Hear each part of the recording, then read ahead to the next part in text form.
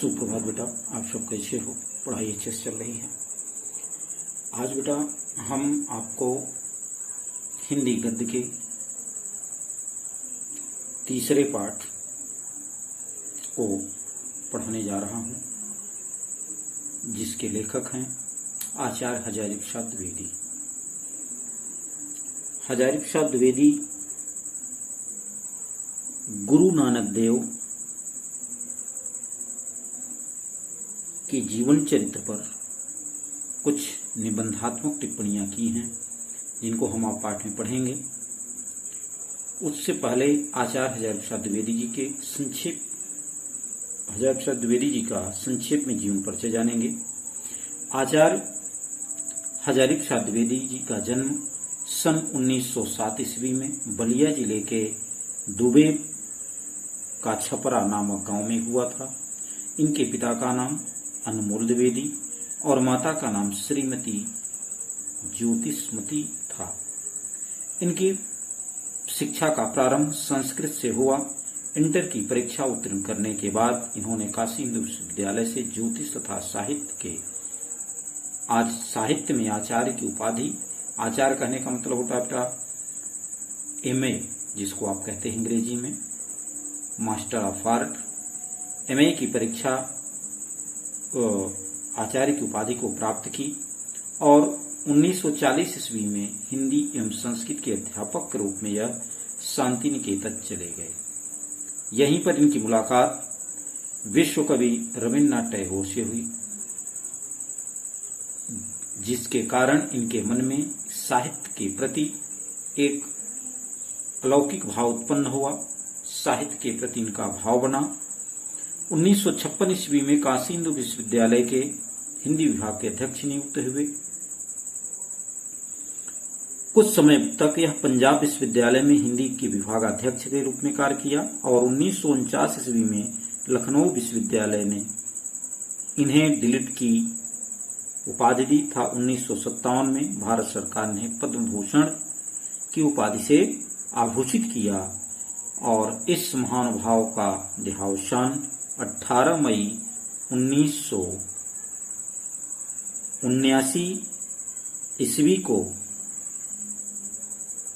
देहावसान हो गया।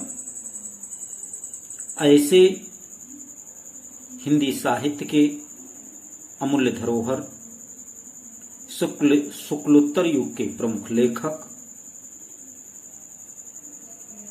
साहित्य के दीपक, उच्च कोटि के शोधकर्ता, निबंधकार, उपन्यासकार, आलोचक आचार्य हजारी प्रसाद द्विवेदी जी थे।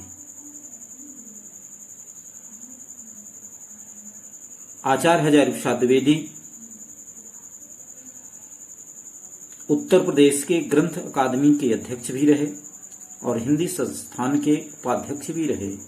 कबीर पर इन्होंने उत्कृष्ट आलोचनात्मक कार्य करने के कारण इन्हें मंगला प्रसाद भी पुरस्कार प्रदान किया गया। इस तरह से सामान्यतः यदि आप देखें तो ये एक अलौकिक प्रतिभा संपन्न लेखक थे, जिनकी कुछ रचनाओं पर हम चर्चा करेंगे। बड़ी महत्वपूर्ण रचनाएं हैं। द्विवेदी जी की कुछ प्रमुख कृतियां हैं, जैसे निबंध, उपन्यास, आलोचना साहित्य। बेटा इन सबको हिंदी गद्य का, इन सभी को हिंदी गद्य की विधाएं कहा जाता है, जिसको आप अध्याय कहते हैं, पाठ। यानी जो हिंदी गद्य है उसके विभाजन है।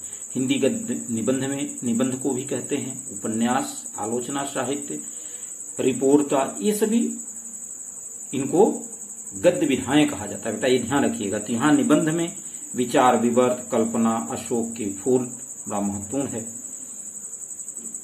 यह ग्रंथ आपको 12th में पढ़ने को मिलेगा। कुटज है साहित्य के साथी, कल्पलता। उपन्यास में पुनर्नवा, बाणभट्ट की आत्मकथा।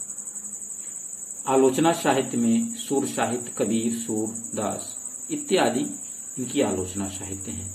तो ये संक्षेप में इनकी कुछ प्रमुख रचनाएं हैं।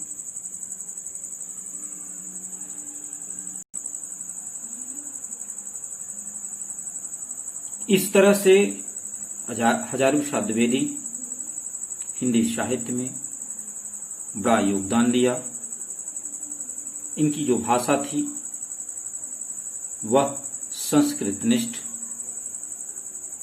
शब्दावली के साथ साथ निबंधात्मक उर्दू, फारसी, अंग्रेजी एवं देशज शब्दों का भी इन्होंने अपने भाषा में प्रयोग किया।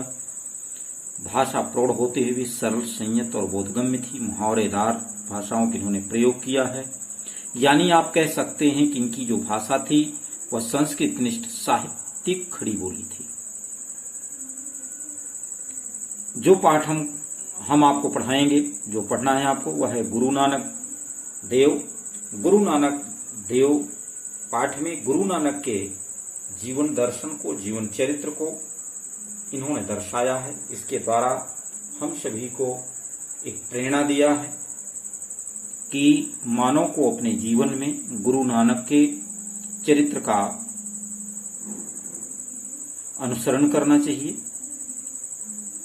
गुरु नानक देव में मानवतावादी मूल्यों का सहज सन्निवेश पाने के लिए द्विवेदी जी भाव पेशल हो गए और प्रस्तुत निबंध में, यानी ये जो गुरु नानक देव है एक निबंध विधा ग्रंथ है।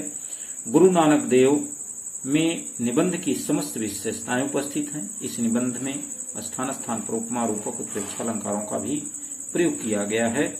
इस तरह से, यानी यदि हम एक शब्द में कहें तो गुरु नानक देव पाठ में आपको मानवता पर अध्ययन करने को मिलेगा। बड़ा ही रुचिकर, बड़ा ही आनंदमय यह निबंध है, जिसको हम आप बड़े स्नेह के साथ, बड़े लगन के साथ हमें इसका ज्ञान प्राप्त करना है। देखिए बेटा, साहित्य एक ऐसा विषय है जिसके माध्यम से हमारे अंतःकरण में सोया हुआ वह भाव जागृत होता है, जिसके कारण हम अपने जीवन में अनेक सफलताओं को अर्जित करते हैं। तो उन्हीं साहित्य ग्रंथों में यहाँ पर गुरु नानक देव पाठ आपको पढ़ने को मिलेगा, जो आपको एक अलौकिक शिक्षा प्रदान करेगा। तो बड़े ध्यान से शब्दों का अर्थ समझेंगे, क्योंकि अभी तक आप गद्य को पढ़ते रहे लेकिन गद्य का अर्थ नहीं जानते, कैसे में व्याख्या करनी है, एक नया विषय है। तो बड़े इसको ध्यान से समझेंगे, जो आचार्य हजारी प्रसाद द्विवेदी जी द्वारा रचित है। तो ये संक्षेप में था जीवन परिचय, पाठ का परिचय। अब आगे हम लोग विस्तार से पाठ का अध्ययन करते हैं। गुरु नानक देव। गुरु नानक देव हमारे सिख भाइयों के परम गुरु थे और हम सबके भी आदरणीय हैं। उनके जीवन चरित्र पर आचार्य हजारी प्रसाद द्विवेदी ने निबंध लिख दिया और एक आदर्श को प्रस्तुत किया हिंदी गद्य साहित्य के विषय में, जिसे हमें आपको पढ़ने को मिला है। आइए देखते हैं इसको बड़े ध्यान से। बड़ी ही आनंदमय यह निबंध है, बड़ा ही शिक्षा देने वाला यह निबंध है।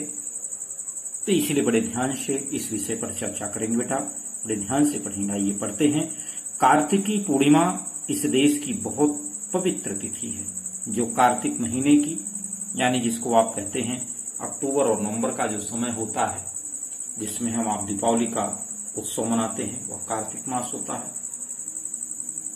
कहा कि वो जो पूर्णिमा उस कार्तिक मास की आती है, कहा वह देश की सबसे पवित्र तिथि है। इस दिन सारे भारतवर्ष में कोई न कोई उत्सव होता है, मेला होता है, स्नान या अनुष्ठान होता है। यानी दान देने का, उत्सव करने का, मेला में घूमने का, पवित्र नदियों में स्नान करने का, ये बड़ा ही पवित्र दिन माना जाता है पूरे भारतवर्ष में। और शरद काल का पूर्ण चंद्रमा इस दिन, यानी शरद काल माने शीतकाल का, जिसे हम आप ठंडक का समय कहते हैं, जो उस पूर्णिमा के दिन चंद्रमा जब पूर्ण अवस्था में होता है, इस दिन वह अपने पूरे वैभव पर होता। वैभव का मतलब क्या बेटा? अपने संपूर्ण सुंदरता से वह भरा होता है, यानी सबसे सुंदर उस दिन चंद्रमा दिखता है। आकाश बिल्कुल निर्मल होता है, दिशाएं प्रसन्नचित्त होती हैं, वायुमंडल शांत होता है, पृथ्वी हरी भरी हो जाती है, जल प्रवाह, जो जल का बहाव है, वो मृदु मंथर हो जाता है। मृदु माने कोमल और मंथर माने धीरे धीरे। कहा जल का जो प्रवाह है, जो बहना है, कहा वह अपने कोमलता के, अपने शीतलता भाव को धारण करके धीरे धीरे बहने लगता है। कुछ आश्चर्य नहीं है, ये सब कार्य होना कोई आश्चर्य नहीं है।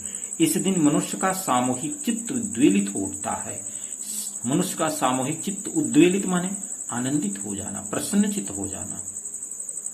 इस दिन क्यों ऐसा होता है आगे बताते हैं लेखक ने। कहा इस दिन महान गुरु नानक देव के आविर्भाव का उत्सव मनाया जाता है, यानी गुरु नानक जी का जन्मोत्सव मनाया जाता है, हैप्पी बर्थडे किया जाता है। किस दिन? कार्तिक पूर्णिमा के दिन।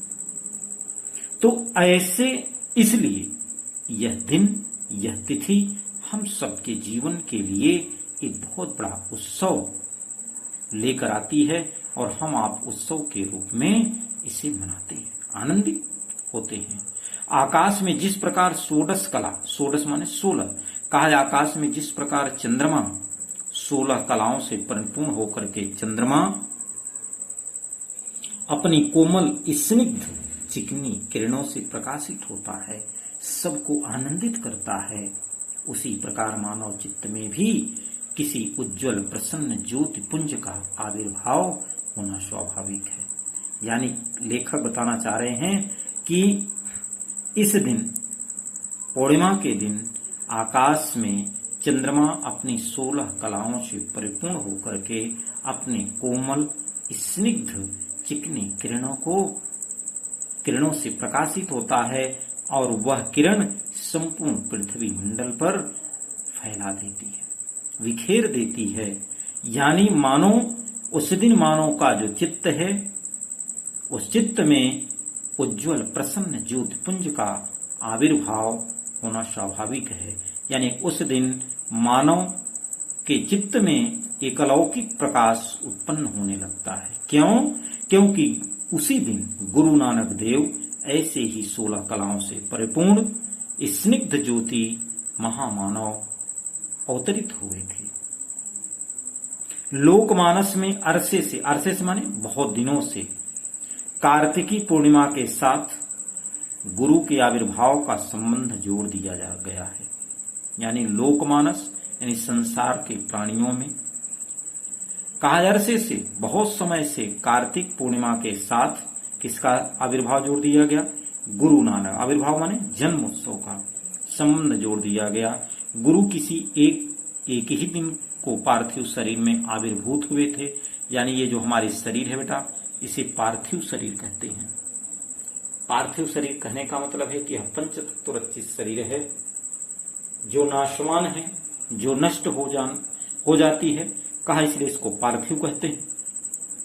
शरीर में आविर्भाव हो, उत्पन्न होंगे, पर भक्तों के चित्त में वे प्रतिक्षण प्रकट हो सकते हैं। यानी यहाँ पर लेखक ने बताने की कोशिश की कि गुरु नानक देव अपने पार्थिव शरीर को तो एक निश्चित दिन ही धारण किए थे, लेकिन अपने भक्तों के चित्त में वह प्रत्येक क्षण प्रकट हो सकते हैं। जब वह स्मरण करेगा तब उसे परमात्मा का, गुरु नानक देव का दर्शन होगा। पार्थिव रूप को महत्व दिया जाता है, यानी हम उसी का महत्व देखते हैं जो प्रत्यक्ष में दिखता है। ऐसी हमारी मान्यताएं हैं। यानी गुरु नानक देव इस पृथ्वी पर अवतरित हुए, इसमें कोई संदेह नहीं है। लेकिन यदि हम आधुनिक समय में बात करते हैं तो लोग कहते हैं भाई प्रमाण होना चाहिए, इससे भगवान राम की चर्चा, कृष्ण की चर्चा होती है, लेकिन लोग मानते नहीं है।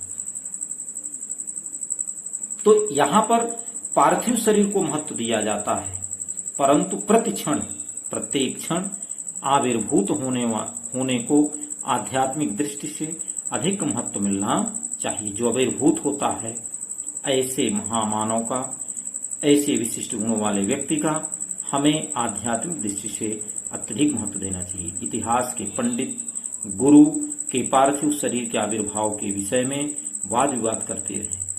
इस देश का सामूहिक मानव चित्त उतना महत्व नहीं देता। यानी विद्वान लेखक आचार्य हजारी प्रसाद द्विवेदी जी बताना चाह रहे हैं कि इतिहास गवाह है। यह ऐसा विषय वर्णन मिलता है कि पंडित गुरु के जो पार्थिव शरीर हैं, उन पार्थिव शरीर के आविर्भाव के विषय में बड़ा वाद विवाद करते हैं।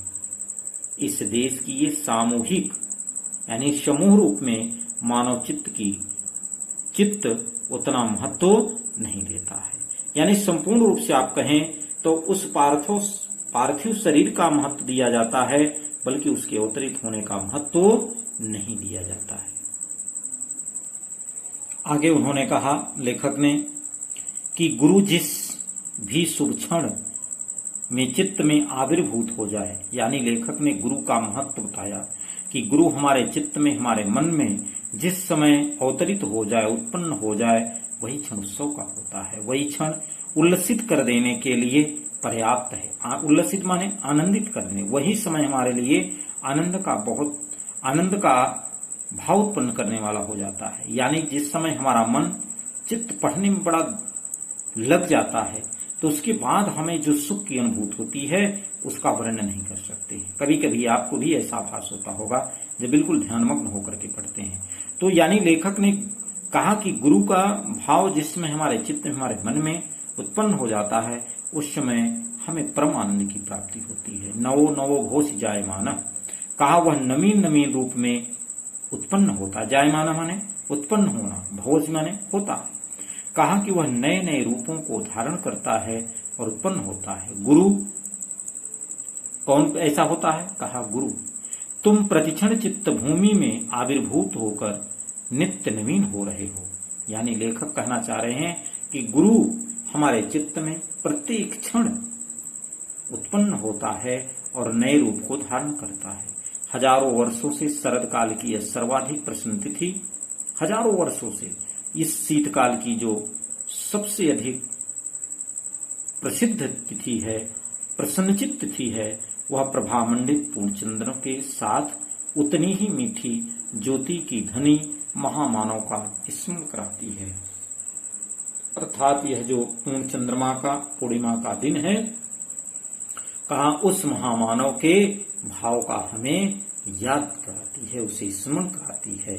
इस चंद्रमा के साथ महामानव के संबंध जोड़ने में इस देश का समस्त चित्त आह्लादित अनुभव करता है।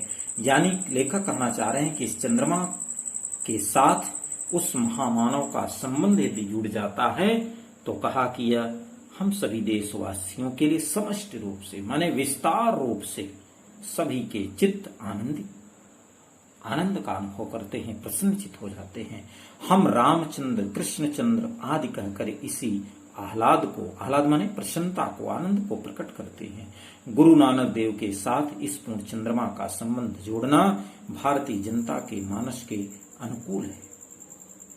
आज वह अपना आह्लाद प्रकट करती है, आज वह अपनी प्रसन्नता को प्रस्तुत करती है। यानी गुरु नानक देव के साथ यदि पूर्ण चंद्रमा का, पूर्णिमा का वह समय जोड़ दिया जाता है तो यह भारतीय लोगों के मन के बड़ा अनुकूल और बड़ी प्रसन्नता का विषय है। आगे देखिए बेटा क्या कहा लेखक ने। कहा गुरु नानक देव का आविर्भाव आज से लगभग 500 वर्ष पूर्व हुआ। भारतवर्ष की मिट्टी में युग के अनुरूप महापुरुषों का जन्म देने का अद्भुत गुण है। यानी ये जो भारतवर्ष की मिट्टी है बड़ी अद्भुत है, इसीलिए बेटा इसके विषय में देवता लोग भी गाते हैं। क्या? गायन्ति देवा कील गीत कानी, धन्यास्तु ये भारत भूमि भागे, स्वर्गापवर्गास्पद हेतु भूते। का स्वर्गा अपवर्ग, स्वर्ग और अपवर्ग माने मोक्ष प्रदान करने वाली यह भूमि है, उससे भी श्रेष्ठ है। कहा इसलिए देवता भी इस भारत भूमि की गीत गाते हैं। तो कहा कि ऐसी यह मिट्टी है, इस मिट्टी की ऐसी अद्भुत शक्ति है कि यहाँ ऐसे अनेकों महापुरुष अवतरित हुए और ऐसे महान पुरुषों को जन्म देने का इसके अंतःकरण में बड़ा अद्भुत गुण है। आज से 500 वर्ष पहले का देश अनेक कुसंस्कारों में उलझा हुआ था, क्योंकि हम तमाम विदेशी राजनीति से, विदेशी शासन से पीड़ित थे। तो कहा कि कुसंस्कार विद्यमान थे, जातियों, संप्रदायों, धर्मों और संकीर्ण कुलाभिमानों, सूक्ष्म कुल के अभिमानों से वह क्या हो रहे थे? खंड हो रहे थे, खंडित हो रहे, विच्छिन्न हो जा रहे थे। देश में नए धर्म के आगंतुकों के कारण, क्योंकि देश में नए धर्मों का आगमन हो रहा था, उन आगंतुकों के साथ धर्म भी आ रहा था। कहा ऐसी समस्या उठ खड़ी हुई थी कि जो इस देश के हजारों वर्षों के लंबे इतिहास से अपरिचित थी। जो इस देश के हजारों वर्षों पहले यदि इसका इतिहास देखा जाए तो बड़ा अद्भुत था, बड़ा आनंदित था, बड़ा प्रसन्नचित था। इसलिए तो भारतवर्ष को सोने की चिड़िया कहा जाता है। उसका कारण ही कहा कि ऐसी ही दुर्घट काल में इस देश की मिट्टी ने ऐसे अनेक महापुरुषों को उत्पन्न किया है जो सड़ी रूढ़ियों मतलब जो रूढ़ियां पुरानी हो गई हैं, मृत पाय आचार्यों, जो आचरण मर गए, जिनका कोई महत्व ही नहीं, बासी विचारों, जो विचार दूषित हो गए हैं, बासी हो गए अर्थात वो पुराने हो गए हैं, और अर्थहीन संकीर्णताओं के विरुद्ध प्रहार करने में कुंठित नहीं हुए। यानी वह महापुरुष ऐसी परंपराओं के बीच में अवतरित हुए, ऐसी रूढ़ियों के बीच में अवतरित हुए, ऐसे अशुद्ध शुद्धता विहीन विचारों, अर्थहीन संकीर्णताओं के बीच में उत्पन्न हुए कि जिस समय मनुष्य को उठना, अपने विचार को शुद्ध करना, परंपराओं को मजबूत करना, कहा ये आसान नहीं था। कहा ऐसे समय में इन सभी महान पुरुषों का जन्म हुआ। फिर भी वह कुंठित नहीं हुए। इस जर्जर बातों में, जर्जर माने कमजोर बातों से परे, सब में विद्यमान, सबको नई ज्योति और नया जीवन प्रदान करने वाले महान जीवन देवता की महिमा प्रतिष्ठित करने में समर्थ हुए। यानी इन महान पुरुषों ने अपने गुण धर्म के माध्यम से पृथ्वी पर रहने वाले उन सभी लोगों के लिए एक नया उदाहरण प्रस्तुत किए। नई ज्योति, नई किरण, नई प्रतिष्ठा कहा वह स्थापित की। इन संतों की ज्योतिष की मंडली में गुरु नानक देव ऐसे संत हैं जो शरद काल के पूर्ण चंद्रमा की तरह कैसे हैं, स्निग्ध हैं, कोमल हैं, शांत हैं, निर्मल हैं। उनकी किरणें कहा कि उसी प्रकार रश्मि के भंडार थे। रश्मि यानी किरणें, कहा कि मानो वह विभिन्न गुणों से युक्त, विभिन्न किरणों से युक्त, जैसे सूर्य का प्रकाश होता है, कहा उसी तरह से गुरु नानक देव भी इस पृथ्वी को प्रकाशित किए, उन गुणों से प्रस्फुटित रहे। कई संतों ने कस कस के चोटें मारी, कई संतों ने, कई विद्वानों ने बड़ी तेजी से प्रहार किया, व्यंग के बाण छोड़े, तर्क की छुरी चलाई, पर महान गुरु नानक देव ने सुधालेप का काम किया। सुधालेप माने अमृत का लेप किया।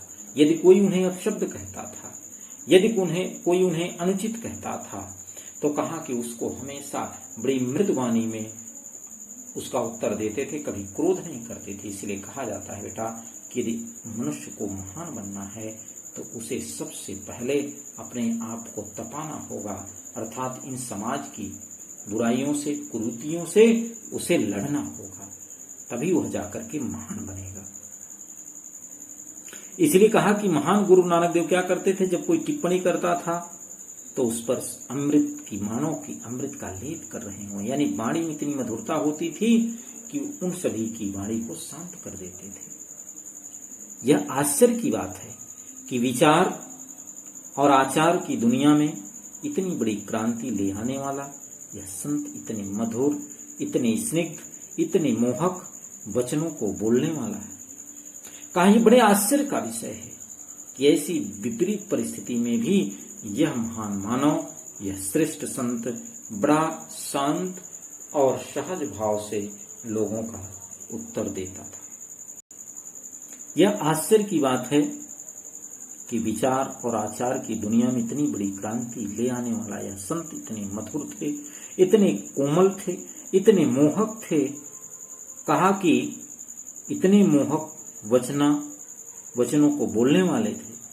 कहा किसी का दिल दुखाए बिना, किसी पर आघात का मतलब किसी को कष्ट दिए बिना, किसी को प्रताड़ित किए बिना कुसंस्कारों को छिन्न करने की शक्ति रखते थे, और नई जीवन धारा से प्राणी मात्र को उत्साहित करने वाला यह संत मध्यकाल की ज्योतिष मंडली में अपनी निराली शोभा से शरद पूर्णिमा के पूर्ण चंद्र की तरह ज्योतिषमान है। यानी इन विभिन्न संस्कारों को नष्ट करते हुए, इन विभिन्न संस्कारों से दूर होते हुए भी अपने ज्ञान, अपने विचारधारा से उन सभी को आकर्षित करते हुए कहा कि शरदकालीन पूर्णिमा के चंद्रमा की तरह प्रकाशित होते रहे, सभी को आनंदित करते रहे। आज उसकी याद आए बिना नहीं रह सकती है, अर्थात ऐसे महान पुरुष को स्मरण के बिना यह चित्त मानता ही नहीं। वह सब प्रकार से लोकोत्तर है, अर्थात इस संसार से परे है, यानी ऐसे मानव इस संसार से ऊपर दिखते हैं। उनकी कार्य पद्धतियां बड़ी अलौकिक होती हैं। उसका उपचार प्रेम और मैत्री है, अर्थात कहा कि उनके तक पहुंचने का एक ही आधार है, प्रेम और मित्रता। उसका साथ सहानुभूति और हित चिंता है। उनका जो शास्त्र है, कहा वो कैसा है, कहा सहानुभूति है, दूसरे के दुख को दूर करना, उसके कल्याण की चिंता करना, कहा यही उनका सबसे बड़ा शास्त्र है। वह कुसंस्कारों के अंधकार को अपनी स्निग्ध ज्योति से भेदते रहे। जितने भी कुसंस्कार थे, कहा उन कुसंस्कारों के अंधकारों को वह अपनी स्निग्ध किरणों से भेदते रहे। कहा मुमूर्ष प्राणधारा को अमृत का भांड उड़ेल कर प्रभावशील बनाता है। उन्होंने कहा कि जो मुमूर्ष है, अर्थात मोक्ष की इच्छा रखने वाला है, कहा वह अपने प्राणधारा को अमृत का भांड उड़ेल करके, अर्थात अमृत रूपी घड़े को उस पर अपने प्राणधारा को समर्पित करके उसे प्रभावशील बनाते थे। वह भेदों से अभेद्य दिखता है, अर्थात ये भेदा नहीं जा सकता है।